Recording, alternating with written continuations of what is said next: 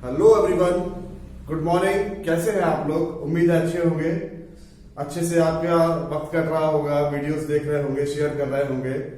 मैं आपको ले चलता हूं आज एक नए टॉपिक पे, रेशम मार्क। देखिए, बहुत ही इंटरेस्टिंग टॉपिक है। प्लीज इस वीडियो को एंड तक देखिएगा, क्योंकि इसमें कई सारी नई चीजें निकल के सामने आएंगी और ये आपको पुराने ये हम बात करेंगे यहाँ पर ईसा पूर्व से लेके और आज तक की 2020 की जो करंट सिचुएशन है उसके ऊपर तक बात करेंगे। तो ये कहीं ना कहीं वीडियो आपको एक नए इतिहास का आपसे परिचय करवाएगा। शुरू करते हैं रेशम मार्ग। देखिए, रेशम मार्ग कोई ऐसा मार्ग नहीं था कि जिसपे आप सोचे कि रेशम बिछा हो या कुछ और चीजें हो, वंडरफुल सी क्रिएशंस हो जिसपे लग रहा है कि हाँ एक बहुत अच्छा राजा के लिए एक मार्ग बनाया गया होगा। That is not the thing. यहाँ पर क्या था, ये रेशम मार्ग केवल एक मार्ग ना होते हुए कई सारे रास्तों का एक जाल था। कई सारे रास्तों का जाल था। यहाँ पे आप पिक्चर में देख सकते होंगे कि किस तरीके से लैंड के द्वारा और समुद्र के द्वारा दोनों चीजों से ही हमने रेशम मार्ग को कनेक्ट किया था विश्व से। तो यहाँ पर विश्व के कई मानचित्रों को एक साथ करने का काम जो था वो रेशम मार्ग ने किया था।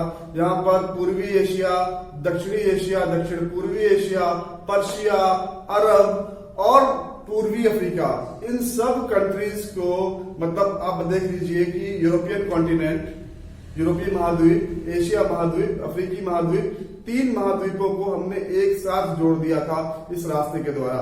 तो ये रास्ता न ही केवल व्यापारिक दृष्टि से बहुत ज्यादा महत्वपूर्ण था, बल्कि ये रास्ता एक रिलीजियस, मतलब धार्मिक और सांस्कृतिक दृष्टि से भी बहुत ज्यादा महत्वपूर्ण था। इस रास्ते के दोनों तरफ ही कई सारी सभ्यताओं ने जन्म लिया, कई सारे देश बने और कई सारी बहुत सारी चीजें हुई थी।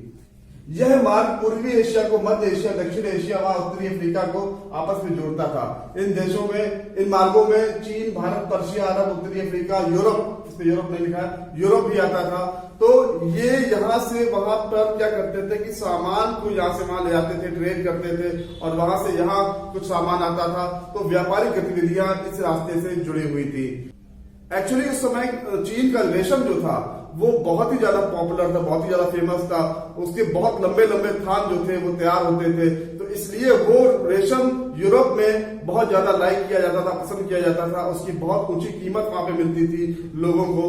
तो यहाँ पर मेनली सबसे ज्यादा जो ट्रांसपोर्टेशन होता था वो रेशम का ट्रांसपोर्टेशन यहाँ से वहां होता था। और वहां से यहाँ पर गन पाउडर, कांच की बनी हुई वस्तुएं, ये सब चीजें आती थी, सोना चांदी, प्रेशियस मेटल्स, ये सब चीजें आती थी। तो देखिए, यहां से हमने रेशम को भेजा। रेशम के साथ साथ जैसे भारत में मसाले होते थे, अपने एशिया, पूर्वी एशिया के कई सारे देशों में, थाईलैंड में, वियतनाम, यहाँ पे मसाले बहुत ज्यादा होते थे। तो यहाँ से मसाले, रेशम और चाइना की एक चीज और मशहूर है, मैं आपको बता दूं, चाइना की पोर्सलिन क्रॉकरी, मतलब चीनी मिट्टी के बर्तन। चीनी मिट्टी के बर्तन आपके घरों में भी होंगे। तो ये सब चीजें वहां पर पसंद करी जाती थी और यहाँ से बड़ी ही मात्रा में यहाँ से वो लोग, व्यापारी लोग वहां पर ले जाते थे। अब एक चीज यहाँ पर समझिएगा कि जब व्यापारी एक जगह से दूसरी जगह, जैसे मान लीजिए चाइना में वो चीज है और उसको यूरोप ले जा रहे हैं या अफ्रीका ले जा रहे हैं, तो एक्चुअली ये जो रास्ता था ये एक बहुत लंबा रास्ता था और लोगों की आधी आधी उम्र, आपने शायद मार्को पोलो की स्टोरी सुनी होगी कि मार्को पोलो जो था वो कैसे आया था उस समय चाइना में, और यहाँ उसने चाइना से सामान ले जाना शुरू किया था। उसको इन्वेंटर मानते थे यूरोप में, इसकी उसने इस रास्ते को खोजा था, कहीं ना कहीं ढूंढा था। तो ये चीजें थी। अब मैं बता दूं आपको कि वो रास्ता जो था वो इतना कठिन था और टाइम ज्यादा लगता था, क्योंकि इसमें ट्रांसपोर्टेशन के इतने इजी मीडियम्स नहीं थे। मैं बता रहा हूं आपको, दूसरी सदी ईसा पूर्व, मतलब ईसा मसीह से दूसरी सदी पहले की बात बता रहा हूं। आज हम ईसा मसीह के बाद 2020 में खड़े हैं, मतलब ईसा मसीह के जन्म के बाद 2020 में खड़े हैं। 2020 साल हो गए हैं ईसा मसीह को पैदा हुए। तो उससे दूसरी सदी पहले की बात मैं कर रहा हूं। तो ये मार्ग तब डेवलप हो चुका था, तब एग्जिस्ट कर रहा था। तो उस समय संसाधन थे नहीं चीजों के, कैसे लोग जाते थे। तो कई जगह रुक रुक के, कई जगह वो मतलब अपना ठिकाना बना के, जगह जगह लोगों से परिचय करते हुए तब एक जगह से दूसरी जगह ट्रेवल करते थे, ताकि उनको रास्ते में कोई ज्यादा नुकसान ना हो, कोई ज्यादा दिक्कतें ना हो। इसलिए मैं बता दूं आपको कि वो ना ही केवल व्यापारिक दृष्टि से ये रूट इंपॉर्टेंट हो गया था, बल्कि सांस्कृतिक और रिलीजियस धार्मिक दृष्टि से भी इंपॉर्टेंट हो गया था, क्योंकि जो लोग जहां पर रहेंगे वहां पर कुछ ना कुछ अपनी छाप छोड़ेंगे, चाहे वो सांस्कृतिक छाप हो चाहे वो धार्मिक छाप हो। वो लोगों को बताते थे कि हाँ हमारे यहाँ ये देवता है, अगर इनकी पूजा आप करेंगे तो इस तरीके से और अच्छा होगा, या इनके विचार बहुत अच्छे हैं और ये संस्कृति है हमारे यहाँ, ये कल्चर है। तो लोग कहीं ना कहीं कुछ ना कुछ कल्चर आदान प्रदान करने लगे थे, और जो वहां से लोग लाते थे वो यहाँ पर कल्चर छोड़ते थे। तो जो अच्छी चीजें हैं जाहिर सी बात है उनका आदान प्रदान होने लगता है। जब आप किसी नई जगह जाते हैं तो वही कंडीशन यहाँ पर शुरू हो गई थी। तो पश्चिम से पूर्व की ओर बहुमूल्य धातुएं, रत्न, कांची वस्तुएं, उसके बाद व्यापार तथा संस्कृति आदान प्रदान, दोनों प्रक्रिया एक साथ चलती थी। व्यापार भी उसी टाइम चलता था, उसी टाइम जो लोग यहाँ से वहां जाते थे, वहां से यहाँ आते थे, तो कहीं ना कहीं संस्कृति कल्चर का भी एक दूसरे से आदान प्रदान करते थे।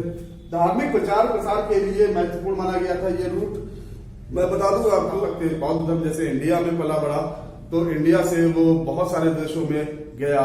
तो वास्तविकता यही थी कि यहाँ पर लोग आए, ट्रेवलर्स आए, उन्होंने दूसरे देशों में बौद्ध धर्म का प्रचार किया, वहां बताया जाके। तो ये धार्मिक दृष्टि से भी बहुत ज्यादा इंपॉर्टेंट रूट हो गया था। अब इस रूट पे एक समस्या आ रही थी कि जब ये रूट इतना ज्यादा पॉपुलर हो चुका था, फेमस हो चुका था, तो इसके कुछ पॉजिटिव इफेक्ट्स थे, वहीं पर इसके कुछ बैड इफेक्ट्स भी थे। मैं बता दूं, बैड इफेक्ट्स ये थे कि इस रूट पे सबसे बड़ी महामारी उस समय प्लेग नाम की महामारी फैली थी पूरे विश्व में। जैसे इस समय कोरोना नाम की महामारी चल रही है, तो वो जो रास्ता था वो प्लेग नाम की महामारी का जन्मदाता बना था उस समय, क्योंकि जो लोग एक देश से दूसरे देश जाते थे वो केवल उसी रास्ते से जाते थे, और उन्होंने एक देश से दूसरे देश जाके उस महामारी को फैलाया था। तो ये कारण था। दूसरा कारण एक और था कि वहां पर जो व्यापारी थे वो इतने धनांगी हो गए थे, वहां के आसपास के लोग इतने धनांगी हो गए थे कि वो गलत चीजों में इन्वॉल्व होने लगे थे, तो इसलिए और उसको बंद करने की जरूरत पड़ी थी।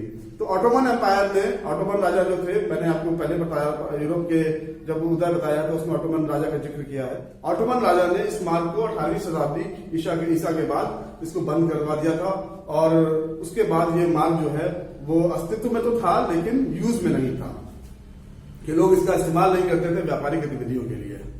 तो ये थी इस रास्ते की हिस्ट्री कि रेशम मार्ग क्या था, कैसे बना, क्या जरूरत पड़ी थी इसकी, कैसे संचालित होता था।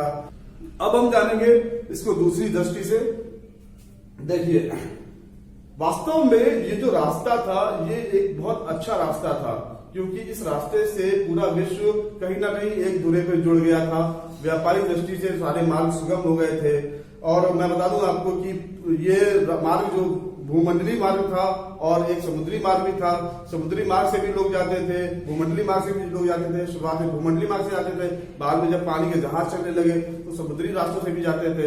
तो ये व्यापार का एक मुख्य स्रोत बन गया था ये मार्ग। और उसके बाद जब ये महामारी फैली तो ये लगा कि नहीं, वास्तव में जितना फायदा हो रहा था उससे कहीं अधिक नुकसान हो रहा था। तो लोगों ने, देशों ने, जो वहां पे उस समय राज्य थे, जो डायनेस्टी थी, सभ्यताएं थी, मैंने बताया आपको कई सारी सभ्यताओं ने इस मार्ग के आसपास जन्म लिया था, जिसमें सिंधु घाटी की सभ्यता थी, हड़प्पन सभ्यता थी, चीनी सभ्यता थी, मेसोपोटामियन सभ्यता थी। तो ये सब चीजें जो थी ये कहीं ना कहीं वहां पर जन्म ले रही थी। तो ये कहीं ना कहीं जो मार्ग था ये लोगों की रोजगार के लिए, लोगों की बेहतरी के लिए एक बहुत अच्छा मार्ग था। अगर इसमें दुश्वारियां ना होती तो यहां पर क्या आया हुआ, अब मैं बता दूं ये आज की दृष्टि से कैसे इंपॉर्टेंट है। इसीलिए मैं बोला था आपसे कि ये लेक्चर निश्चित ही आप लास्ट तक देखिएगा।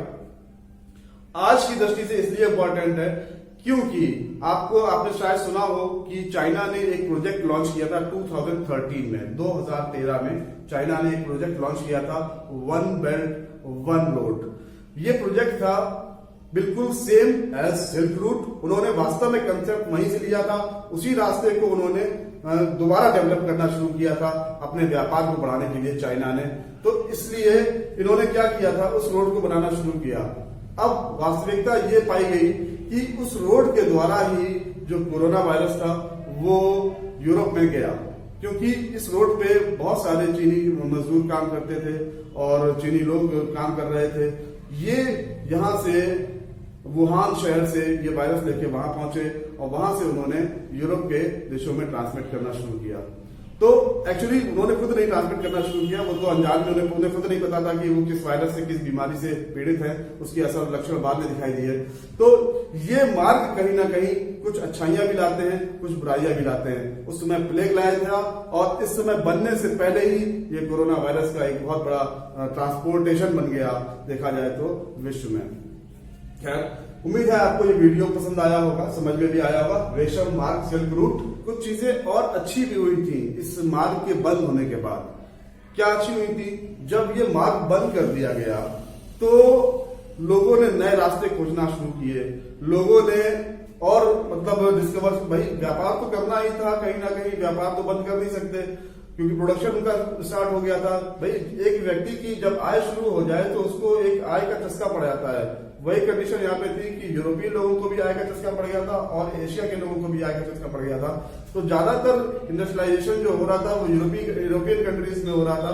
तो उन्होंने वहां के जो नाविक थे, जैसे कोलंबस ने क्या किया था, कोलंबस ने अमेरिका की खोज की थी, आपको पता है। तो अमेरिका की डिस्कवरी भी इस रूट के बाद ही हुई क्योंकि ये रूट बंद कर दिया गया था, व्यापारिक मार्ग बंद कर दिया गया था। तो अमेरिका की डिस्कवरी हुई। अब अमेरिका की खोज के बाद क्या सारी चीजें निकल के सामने आती हैं, मैं वो भी आपको बताऊंगा नेक्स्ट लेक्चर में। एक छोटा सा इंट्रो दे रहा हूं उस चीज का कि यहाँ पर फूड ने, खाने ने भी ट्रेवल करना शुरू कर दिया था। जैसे जैसे लोग मार्गों को ढूंढ रहे थे वैसे वैसे खाना भी लोगों को ढूंढ रहा था, नए लोगों को ढूंढ रहा था। कैसे ढूंढ रहा था बताते हैं नेक्स्ट लेक्चर में। Thank you, stay home, stay safe. और आपसे एक और निवेदन है कि आरोग्य सेतु ऐप अगर आपने डाउनलोड नहीं किया है तो प्लीज डाउनलोड कर लीजिए। That is very important for our health. Thank you.